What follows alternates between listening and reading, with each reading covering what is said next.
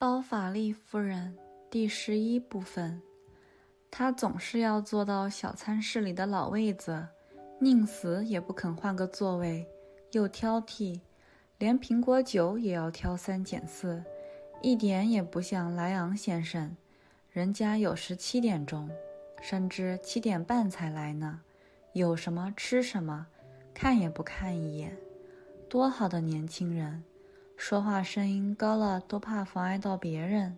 这一下你就可以看出来，一个受过教育的人和一个当过兵的税务员是多么不同了。6点钟一敲，比内进来了。他的身子很瘦，穿的蓝色外衣，从上到下成条直线，皮帽子的护耳，在头顶上用绳子打个结，帽檐一翘起来就露出了光额头，这是戴久了头盔留下的痕迹。他穿一件黑色的呢子背心，衣领是有衬布的，裤子是灰色的，一年四季靴子都擦得很亮，但是脚趾往上翘，2只靴的脚背都凸起来一块，金黄色的络腮胡子没有一根是月桂出现的，描绘出他下巴的轮廓像花坛边上的石框一样，围住他平淡的长脸，还有他脸上的小眼睛和鹰钩鼻。无论玩什么牌，无论打猎或是写字，他都是个好手。家里有架车床，他就来做套餐巾用的小圆环，像艺术家那样嫉妒，像大老板那样自私。他把圆环堆满了一屋，他向小餐室走去，但是先得请3个磨坊老板出来。在摆刀叉的时候，他一言不发地坐在炉边的位子上，然后像平日一样关上门，脱下帽子，说几句客气话也不会磨烂他的舌头呀。药剂师一见只有他和老板娘，就说他从来不聊天。老板娘答道，上星期来了2个布贩子，2个挺有意思的年轻人，晚上他们讲了一大堆笑话，笑得我都流眼泪了。而他呢，待在那里好像一条死鱼，一句话也不说。是呀，药剂师说，没有想象力，没有趣味，一点也不像见过世面的人。不过人家却说他有办法呢。老板娘不同意了。办法？奥莫先生回嘴说，他有什么办法？在他那一行倒也可能。他又用比较心平气和的语调加了一句，于是他接着说，一个联系很广的商人，一个法律顾问，一个医生，一个药剂师，心无二用，变得古怪了，甚至粗暴了，这都说得过去，历史上是有的嘛。不过至少那是因为他们的心里有事呀。就说我吧，多少回我在写字台上找钢笔写标签，找来找去都找不到，结果却发现笔夹在耳朵上。那时勒方苏瓦寡妇走到门口，看看燕子号班车来了没有，她吃了一惊。一个穿黑衣服的男人突然走进厨房，在茫茫的暮色中看得出他的脸色通红，身体强壮。神父先生，有事情找我吗？客店老板娘一面问，一面伸手去拿铜蜡烛台。烛台和蜡烛在壁炉上摆了一排。你要不要吃点什么？喝一点黑茶蔗子酒，或者来一杯葡萄酒？教士非常客气地谢绝了。他是来找雨伞的，上次去埃纳蒙修道院时忘记带走了，现在拜托勒方苏瓦太太派人在晚上送往神父的住宅。说完他就回教堂去，因为晚祷钟声响了。等到药剂师听见神父的脚步声走过了广场，他就大发议论，说神父刚才的做法太不妥当。Il lui faut toujours sa place dans la petite salle. On le tuerait plutôt que de le faire dîner ailleurs. Et dégoûté qu'il est, et si difficile pour le cidre. Ce Ce n'est pas comme Monsieur Léon. Lui, il arrive quelquefois à 7 heures, 7h30 même. Il ne regarde seulement pas à ce qu'il mange. Quel bon jeune homme! Jamais un mot plus haut que l'autre. C'est qu'il y a bien de la différence, voyez-vous, entre quelqu'un qui a reçu de l'éducation et un ancien carabinier qui est percepteur. 6 heures sonnèrent. Binet entra. Il était vêtu d'une redingote bleue, tombant droit d'elle-même tout autour de son corps maigre, et sa casquette de cuir à pattes nouées par des cordons sur le sommet de sa tête. Laissez voir, sous la visière relevée, un front chauve qui avait déprimé l'habitude du casque. Il portait un gilet de drap noir, un col de crin, un pantalon gris et, en toute saison, des bottes bien cirées qui avaient 2 renflements parallèles à cause de la saillie de ses orteils.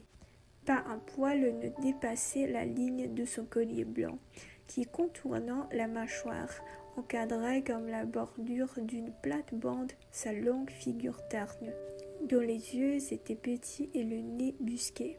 Fort à tous les jeux de cartes, bon chasseur et possédant une belle écriture, il avait chez lui un tour où il s'amusait à tourner de rangs de serviettes dont il encombrait sa maison, avec la jalousie d'un artiste et l'égoïsme d'un bourgeois.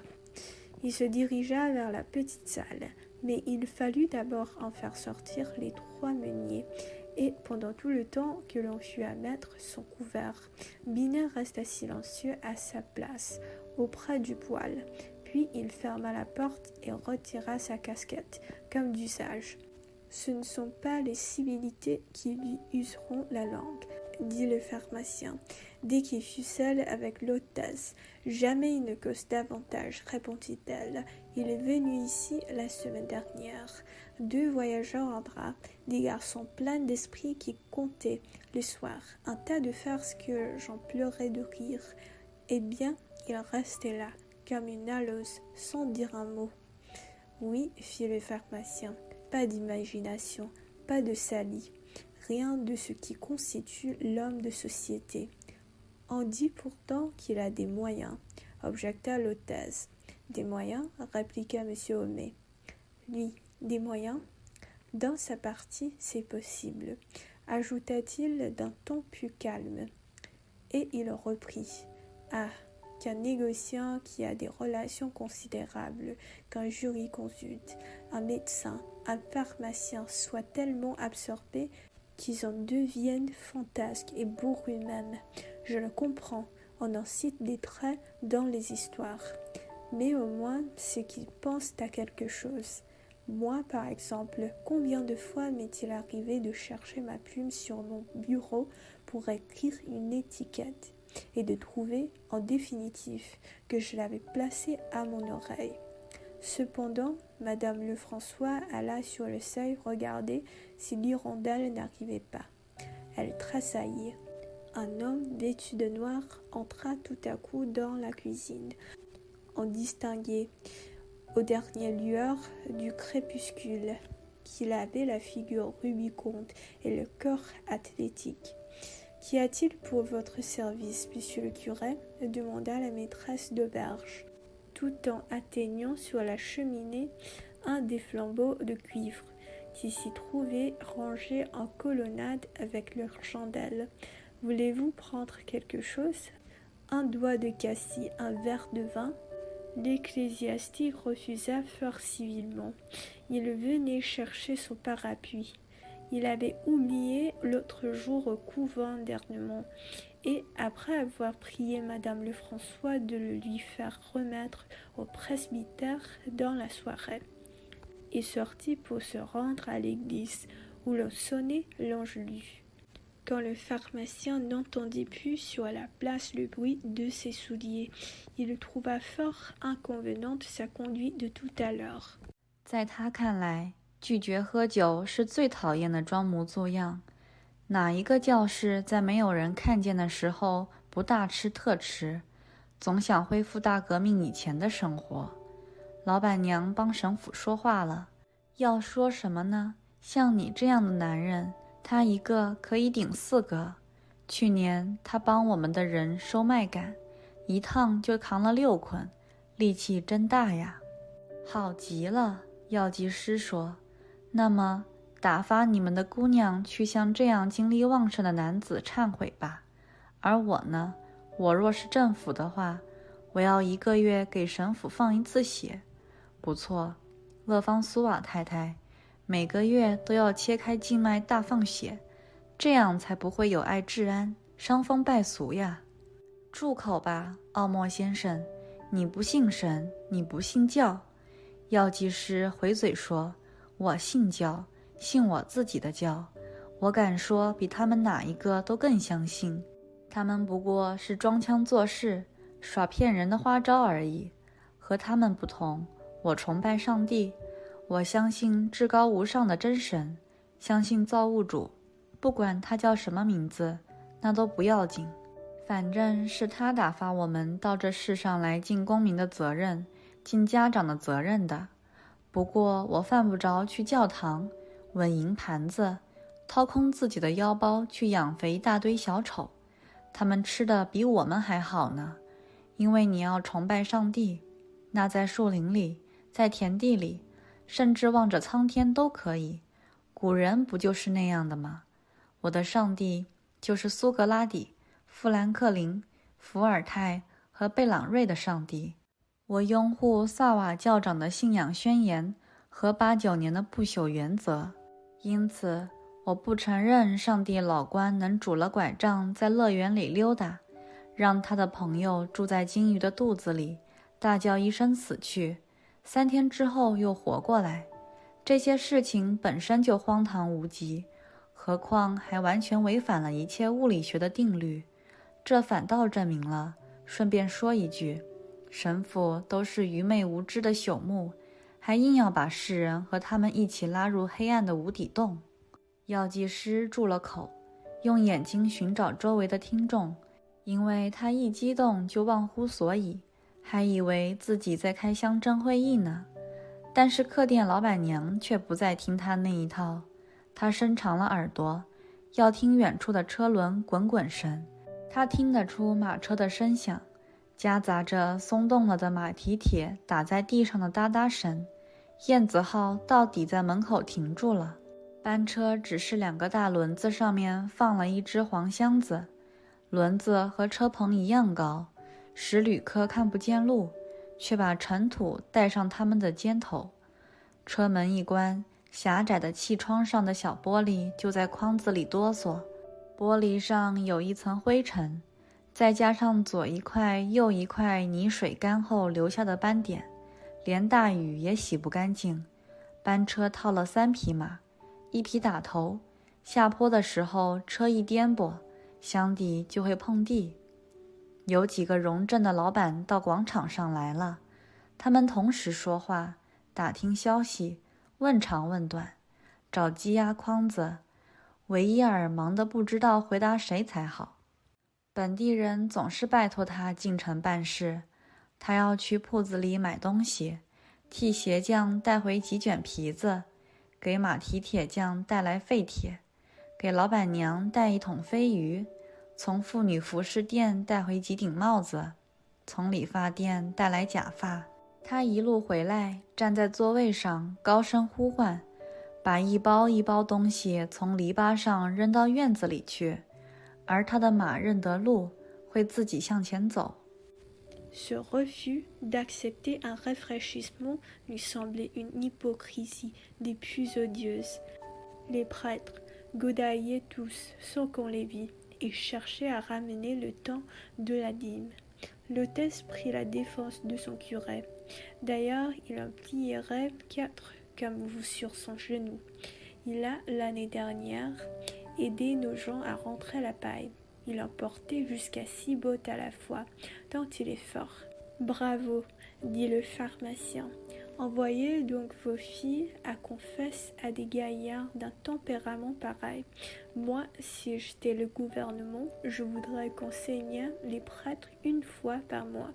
Oui, Madame Lefrançois, tous les mois, une large phlébotomie, dans l'intérêt de la police et des mœurs. Taisez-vous donc, monsieur Homais. Vous êtes un impie. Vous n'avez pas de religion. Le pharmacien répondit, j'ai une religion, ma religion. Et même, je n'ai plus que tous, avec leur momerie et leur jonglerie.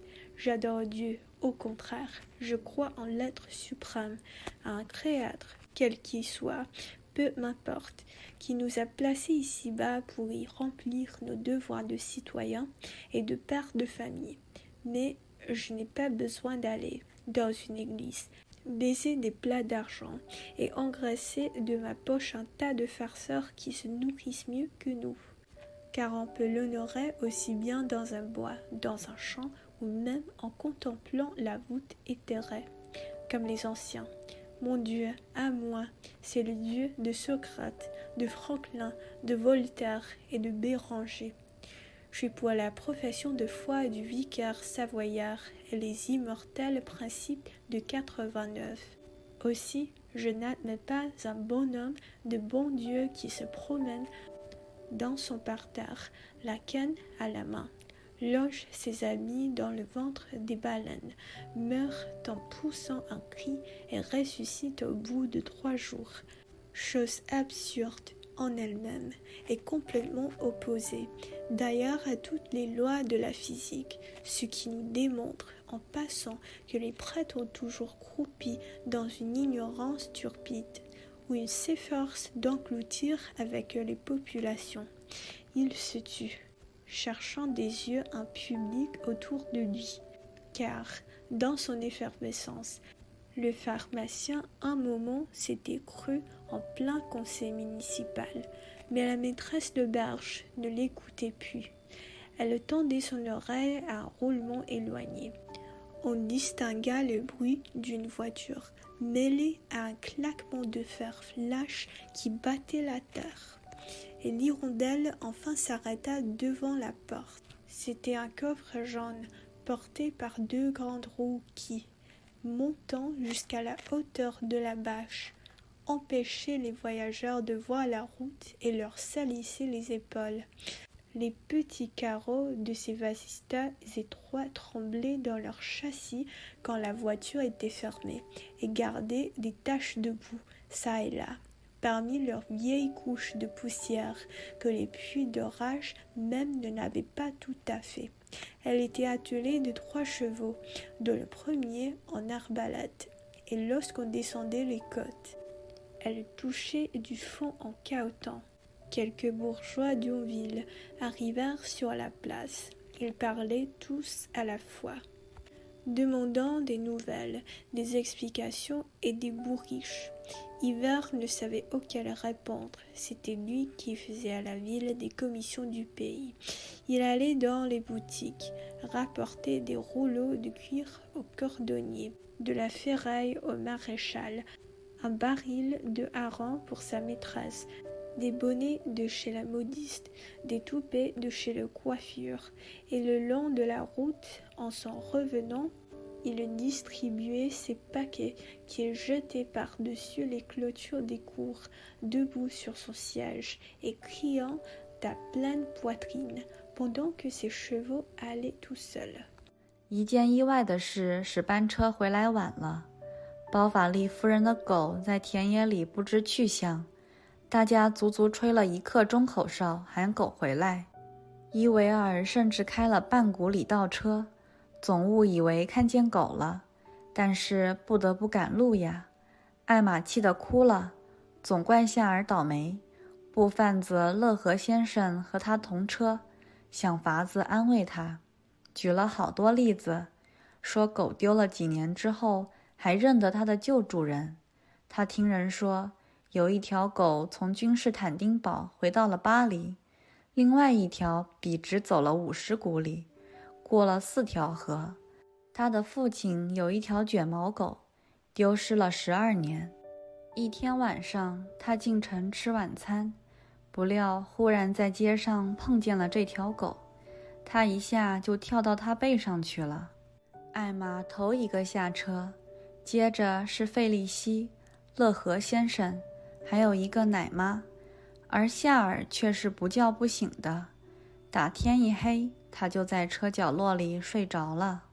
奥莫上前做自我介绍，他向夫人表示敬意，对医生说了些客套话，说他非常高兴能为他们效劳，并且用亲热的口气说他自作主张要陪他们晚餐，再说他的妻子也不在家。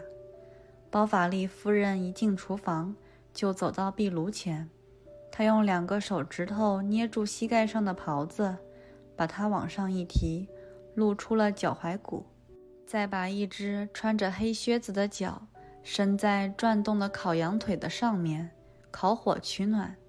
火照亮了她的全身，一道强光穿透了她的衣料，穿透了她白净皮肤上的小汗毛孔，甚至穿透了她时时泛动的眼皮。风从半开半关的门吹进来，把一大片红颜色吹到她身上。在壁炉的另外一边，一个头发金黄的青年人在不声不响地瞧着她。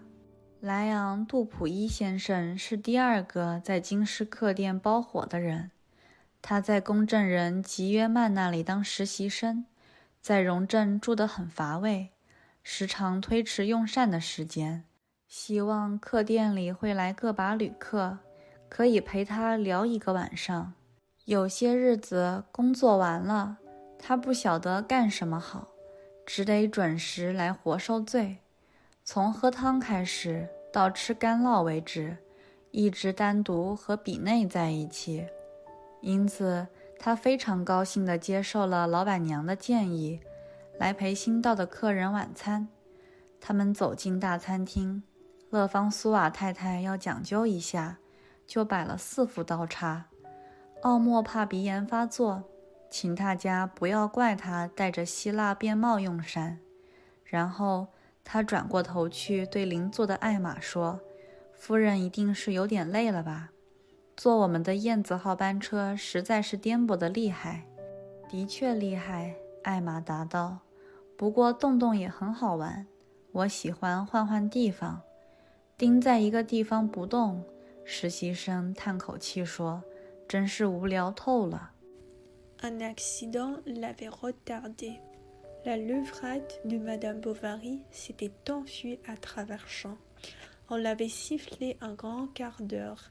Hiver même était retourné d'une demi-lieue en arrière, croyant l'apercevoir à chaque minute. Mais il avait fallu continuer la route. Emma avait pleuré, s'était emportée. Elle avait accusé Charles de ce malheur, Monsieur Lheureux, marchand d'étoffes, qui se trouvait avec elle dans la voiture, avait essayé de la consoler par quantité d'exemples de chiens perdus, reconnaissant leur maître au bout de longues années.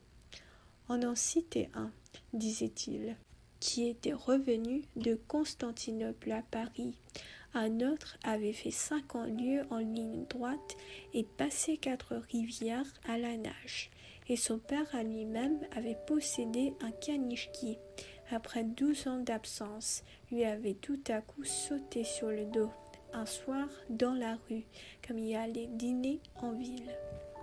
Emma descendit la première, puis félicitait Monsieur Lheureux, une nourrice, et l'on fut obligé de réveiller Charles dans son coin, où il s'était endormi complètement dès que la nuit était venue. Homais se présenta. Il offrit ses hommages à madame, ses civilités à monsieur, dit qu'il était charmé d'avoir pu leur rendre quelques services, et ajouta d'un air cordial qu'il avait osé s'inviter lui-même, sa femme d'ailleurs étant absente. Madame Bovary, quand elle fut dans la cuisine, s'approcha de la cheminée. Du bout de ses 2 doigts, elle prit sa robe à la hauteur du genou, et l'ayant ainsi remontée jusqu'aux chevilles, elle tendit à la flamme par-dessus le gigot qui tournait, son pied chaussé d'une bottine noire. Le feu l'éclairait en entier, pénétrant d'une lumière crue la trame de sa robe, les pores égaux de sa peau blanche et même les paupières de ses yeux qu'elle clignait de temps à autre. une grande couleur rouge passait sur elle, selon le souffle du vent qui venait par la porte entr'ouverte. De l'autre côté de la cheminée, un jeune homme à chevelure blonde la regardait silencieusement, comme il s'ennuyait beaucoup à Yonville, où il était clair que chez maître Guillaumin. Souvent, M. Léon Dupuis, c'était lui le second habitué du Lion d'Or, pour reculer l'instant de son repas, espérant qu'il viendrait quelques voyageurs à l'auberge avec qui causer dans la soirée. Les jours que sa besogne était finie, il lui fallait bien, faute de savoir que faire, arriver à l'heure exacte et subir depuis la soupe jusqu'au fromage le tête-à-tête de Binet. Ce fut donc avec joie qu'il accepta la proposition de l'hôtesse de dîner en la compagnie des nouveaux venus, et l'on passa dans la grande salle où Madame Lefrançois, par pompe, avait fait dresser les 4 couverts. Homais demanda la permission de garder son bonnet gras, de peur des coryzas. Puis, se tournant vers sa voisine, « Madame sans doute est un peu lasse. On est si épouvantablement cahoté dans notre hirondelle. » « Il est vrai, répondit Emma, mais le dérangement m'amuse toujours. J'aime à changer de place. C'est une chose si maussade, soupira le clerc, que de vivre cloué aux mêmes endroits. 要是你像我一样，夏尔说，总得骑马。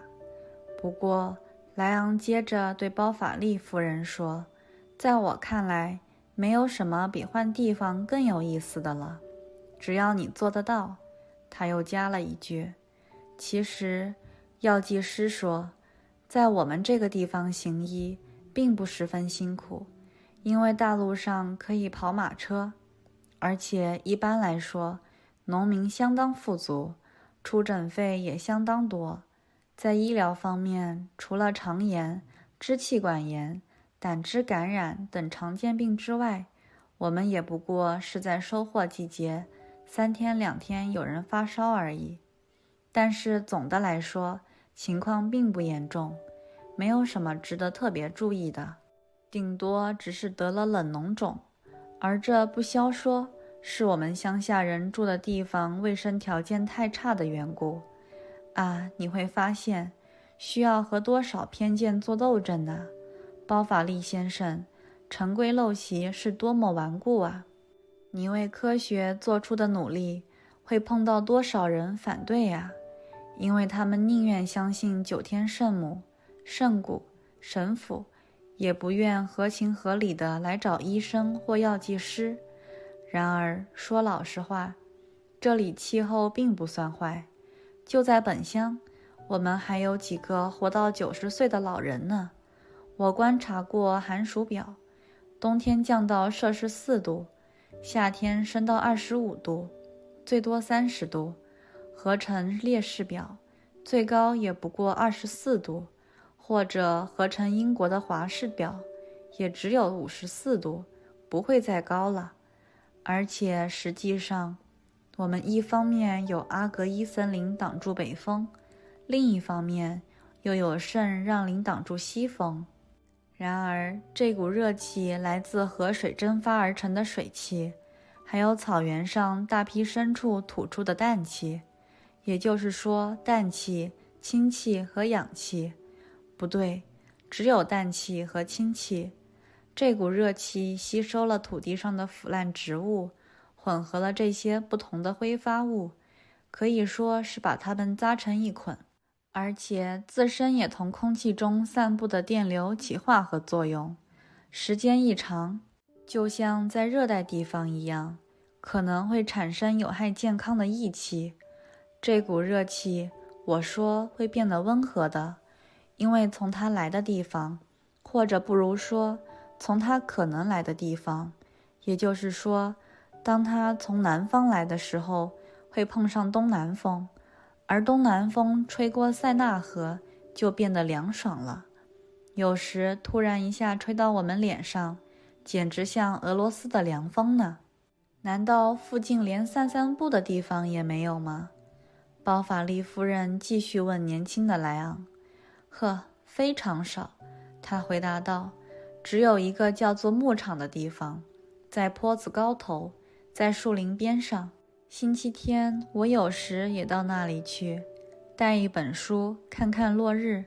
我觉得没有什么比落日更好看的了，他接着说，尤其是在海边。Si vous étiez comme moi, dit Charles, sans cesse obligé d'être à cheval, mais reprit Léon, s'adressant à Madame Bovary. Rien n'est plus agréable, il me semble, quand on le peut, ajouta-t-il. Du reste, disait l'apothicaire, l'exercice de la médecine n'est pas fort pénible en nos contrées, car l'état de nos routes permet l'usage du cabriolet, et généralement l'on paye assez bien, les cultivateurs étant aisés. Nous avons, sous le rapport médical, à part les cas ordinaires d'entérite, bronchite, affections bilieuses, etc., de temps à autre quelques fièvres intermittentes à la moisson. Mais en somme, peu de choses graves, rien de spécial à noter, si ce n'est beaucoup d'humeur froide et qui tiennent sans doute aux déplorables conditions hygiéniques de nos logements de paysans. Ah, vous trouverez bien des préjugés à combattre, Monsieur Bovary, bien des entêtements de la routine, où se heurteront quotidiennement tous les efforts de votre science, car on a recours encore aux neuvaines, aux reliques, aux curés, plutôt que de venir naturellement chez le médecin ou chez le pharmacien. Le climat pourtant n'est point, à vrai dire, mauvais. Et même nous comptons dans la commune quelques nonagénaires. Le thermomètre, j'en ai fait les observations, descend en hiver jusqu'à 4 degrés et dans la forte saison touche 25-30 centigrades tout au plus, ce qui nous donne 24 réaumurs au maximum, ou autrement 54 Fahrenheit, mesure anglaise, pas davantage. Et en effet, nous sommes abrités des vents du nord par la forêt d'Arcueil d'une part, des vents d'ouest par la côte Saint-Jean de l'autre, et cette chaleur, cependant, qui à cause de la vapeur d'eau dégagée par la rivière et la présence considérable de bestiaux dans les prières, lesquels exhalent, comme vous savez, beaucoup d'ammoniac, c'est-à-dire azote, hydrogène et oxygène, non azote et hydrogène seulement, et qui, pompant à elle l'humus de la terre, confondant toutes ces émanations différentes, les réunissant en un faisceau, pour ainsi dire, et se combinant de soi-même avec l'électricité répandue dans l'atmosphère, lorsqu'il y en a, pourrait à la langue, comme dans les pays tropicaux, engendrait des miasmes insalubres. Cette chaleur, dis-je, se trouve justement tempérée du côté où elle vient, ou plutôt d'où elle viendrait, c'est-à-dire du côté sud par les vents de sud-est, lesquels, s'étant rafraîchis d'eux-mêmes en passant sur la Seine, nous arrivent quelquefois tout d'un coup, comme des brises de Russie. Avez-vous du moins quelques promenades dans les environs? Continuait Madame Bovary parlant au jeune homme. Oh, fort peu, répondit-il. Il y a un endroit que l'on nomme la pâture sur le haut de la côte, à la lisière de la forêt. Quelquefois le dimanche, je vais là, et j'y reste avec un livre, à regarder le soleil couchant. Je ne trouve rien d'admirable comme les soleils couchants, reprit-elle, mais au bord de la mer surtout. 呵，我真爱海，莱昂先生说。难道你不觉得？包法利夫人接着说，在无边无际的海上遨游，精神也更自由。只要看海一眼，灵魂就会升华，内心也会向往无穷，向往理想。高山的景色也是一样，莱昂接着说，我有一个表哥，去年游历了瑞士，他对我说，你想象不出湖泊是多么有诗意，瀑布是多么有魅力，冰川是多么宏伟。你看见高大的令人难以相信的松树，横跨过飞湍急流，木板小屋高挂在悬崖峭壁之上，在你脚下云开雾散，显出了万丈幽谷。这些景色会使人欣喜若狂，心醉神迷，感谢上天。我这才恍然大悟，为什么那名大名鼎鼎的音乐家，为了激发自己的想象，总要去对着惊心动魄的景色弹琴了。你是音乐家吗？他问道。不，我只是非常喜欢音乐，他答道。啊，不要听他的，包法利夫人。奥莫插嘴了，身子还伏在盘子上。这纯粹是谦虚。怎么，亲爱的朋友？那一天在你的房里，你唱的《守护天使》真好听极了，我在实验室里都听得见，你咬字清楚得像个演员。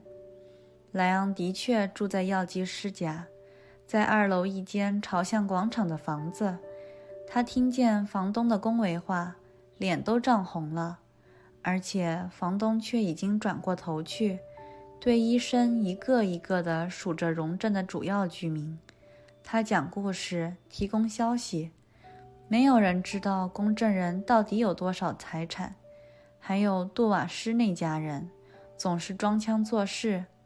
艾玛接着问莱昂：“你喜欢什么音乐？”“呵，德国音乐，使人梦想连篇的音乐。”“你去过意大利歌剧院吗？”“还没有，不过我明年要去巴黎，读完我的法律课，那时就要看歌剧了。” Oh, j'adore la mer, dit Monsieur Léon.